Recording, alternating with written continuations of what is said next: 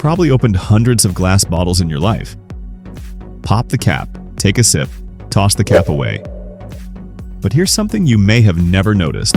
Look closely at a classic beer bottle cap and count the tiny ridges around its edge. In most cases, you'll find exactly 21.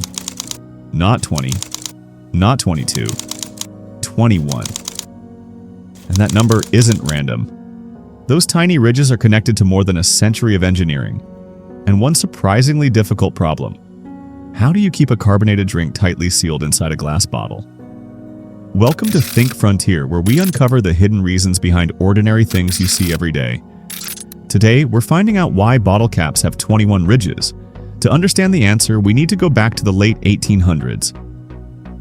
Bottled beverages were becoming increasingly popular, and railroads allowed companies to ship drinks farther than ever before. But sealing those bottles was a problem. Corks could dry out, leak, and struggle to hold the pressure created by carbonated drinks. If the seal failed, the drink could lose its fizz before it ever reached the customer.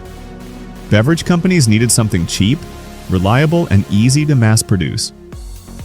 Then in 1892, American inventor William Painter introduced a solution.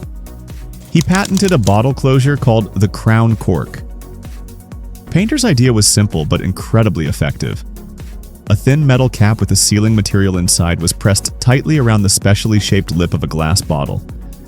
This created an airtight seal strong enough to keep carbonation trapped inside. The invention worked so well that the basic crown cap design has remained almost unchanged for more than a century.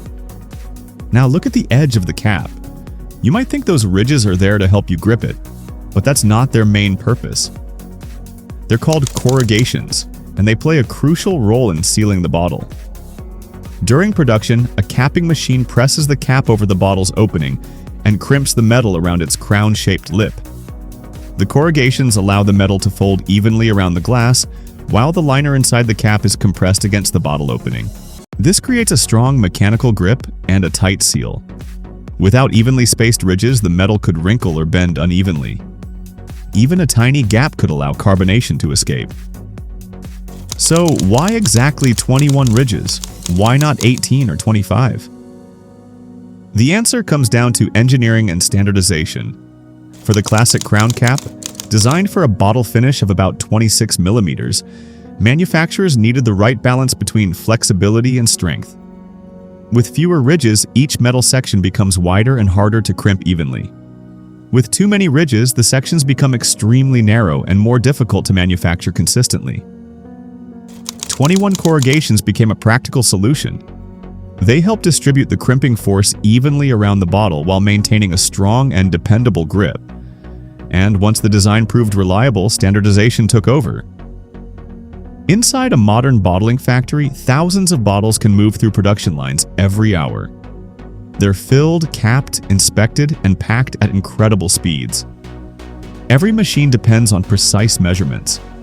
Constantly changing the cap design would require machine adjustments, complicate quality control, and increase production costs. So the 21 corrugation crown cap became widely standardized. But here's something interesting.